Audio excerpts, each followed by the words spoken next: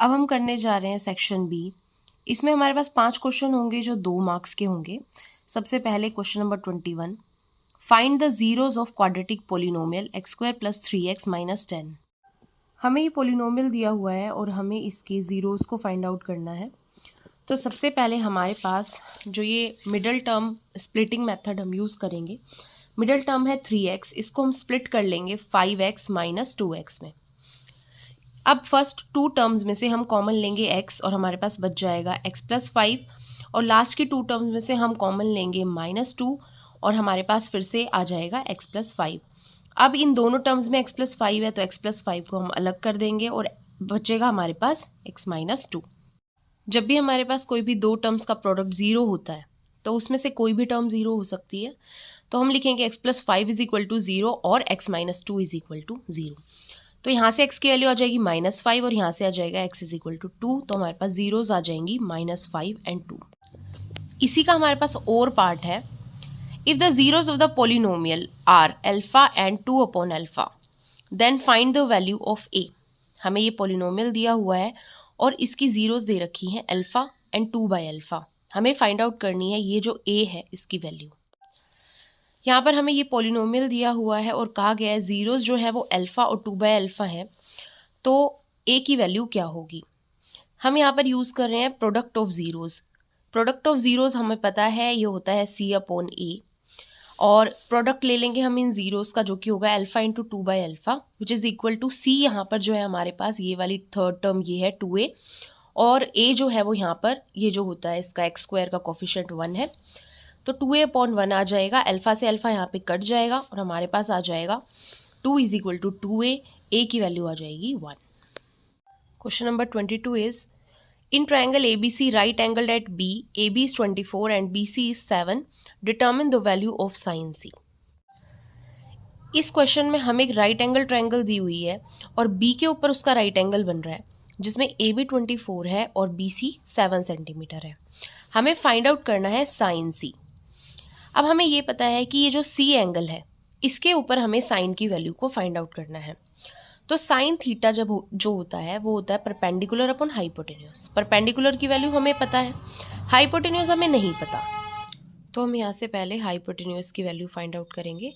Pythagoras theorem हम use करेंगे इसमें, जो कि होती है AC² यानी कि हाइपोटेन्यूज का square is equal to base square plus perpendicular square. तो बेस और परपेंडिकुलर दोनों की वैल्यू हमें दे रखी है और यहाँ से हमारे पास AC यानी कि हाइपोटेन्यूज आ जाएगा 25 सेंटीमीटर। साइन थीटा जो होता है परपेंडिकुलर अपॉन हाइपोटेन्यूज, तो यहाँ से साइन C आ जाएगा AB/AC। AB है 24 और AC अभी हमने फाइंड आउट किया है 25, तो साइन C आ जाएगा 24/25। इसी का और पार्ट देखिए, in triangle ABC right angled at B given is 15 cot A is equal to 8, then find the value of sine A। इसमें भी हमें एक राइट एंगल ट्रायंगल दी हुई है जिसमें कि राइट एंगल जो है वो B पर बन रहा है। हमें कंडीशन दी हुई है 15 cot A is equal to 8, तो यहाँ से cot A हमारे पास आ जाएगा 8/15।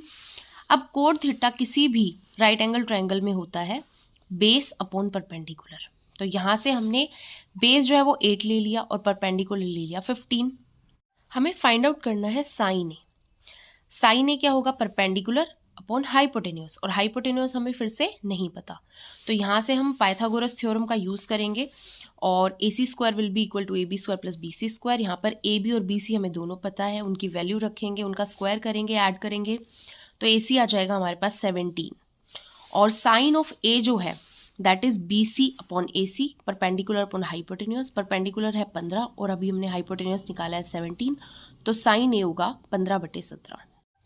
नेक्स्ट देखिए question number 23, find the coordinates of the point which divides the line segment joining the points 4 - 3 and 8 5 in the ratio 3:1 internally.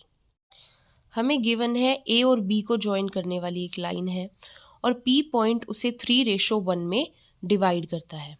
हमें फाइंड आउट करने हैं ये XY यानी इस P के कोऑर्डिनेट्स।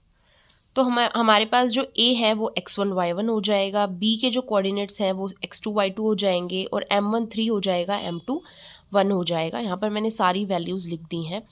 अब हमारे पास होता है सेक्शन फार्मूला जिससे हम x और y यानी कि P के कोऑर्डिनेट्स निकाल सकते हैं।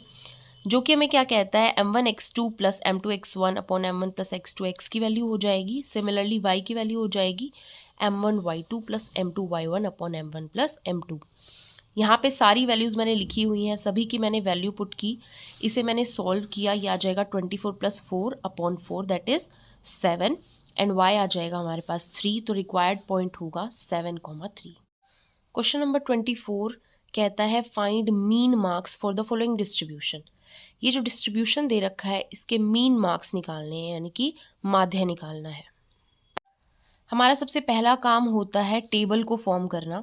ये डिस्ट्रीब्यूशन हमें दिया हुआ है और ये फ्रीक्वेंसी हमें दी हुई है।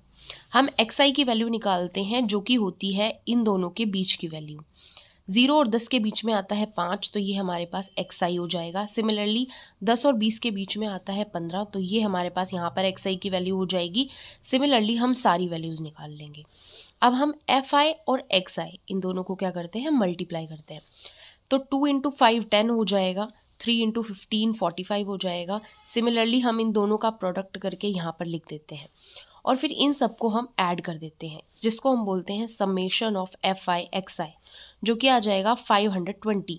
और ये जो है ये मैंने फ्रीक्वेंसीज का टोटल कर लिया है जो कि मेरे पास है 20। मीन जो होता है हमारे पास वो होता है summation of fi xi upon summation of fi, जो कि हमारे पास आया है 520 अपॉन 20। इसको कट करेंगे तो हमारे पास आ जाएगा 26 मार्क्स, जो कि होंगे मीन मार्क्स। नेक्स्ट है क्वेश्चन नंबर 25, जिसमें कि दिया हुआ है इस फिगर में GE पैरेलल है CB के और GF पैरेलल है CD के। GE हमारे पास ये वाली लाइन है, ये पैरेलल है CD के, एंड GF जो है वो पैरेलल है DC के। तो हमें प्रूव करना है AF upon FD is equal to AE upon EB। इसके सॉल्यूशन में सबसे पहले आपको गिवन लिखना है, फिर आपको ये लिखना है कि हमें जो प्रूव करना है वो लिखेंगे, उसके बाद उसका प्रूफ स्टार्ट करेंगे। प्रूफ में सबसे पहले हमने ADC ट्रायंगल ले लिया, जिसमें हमें गिवन है ये जो लाइन है FG ये पैरेलल है DC के, ये हमने लिख लिया यहाँ पर। और जो BPT है यानी कि बेसिक प्रोपोर्शनैलिटी थ्योरम है वो क्या कहती है कि AF अपॉन FD हो जाएगा AG अपॉन GC। सिमिलरली जो हमारे पास ABC ट्रायंगल है, जो नीचे वाला ट्रायंगल है, उसमें GE जो है वो पैरेलल दे रखी है CB के, तो इससे हम लिख सकते हैं AG upon GC is equal to AE upon EB। ये किससे लिख सकते हैं, BPT से। अब 1 और 2 में हम देखेंगे कि AG अपॉन GC जो है वो कॉमन है, उसे हम हटा देंगे, तो ये पहला वाला जो हमारा रेशो है वो इक्वल हो जाएगा इस रेशो के। तो ये आ जाएगा AF upon FD is equal to AE upon EB, जो कि हमें प्रूव करना था।